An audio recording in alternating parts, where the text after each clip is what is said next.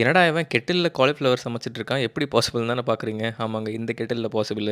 ஏன்னா இதுதான் real multipurpose Kettle. பேஸில் செராமிக் கோட்டிங்கோட வந்துரும். சாதாரணமா கெட்டில்ல இந்த மாதிரி சுடுதண்ணி வைக்கிறதுக்கும் இல்லைனா முட்டையை அவிக்கிறதுக்கு மட்டும் தான் யூஸ் பண்ணுவோம். அண்ட் மற்ற multipurpose kettle stainless steel base கொடுத்துருப்பாங்க. எண்ணெயை ஊற்றினாலே ஆஃப் ஆயிரும். பட் இந்த கெட்டில்ல உங்களுக்கு எண்ணெயை ஊற்றினாலும் ஹீட் ஆகும். இங்கே பார்த்தீங்களா கீழே லைட் எரியுது.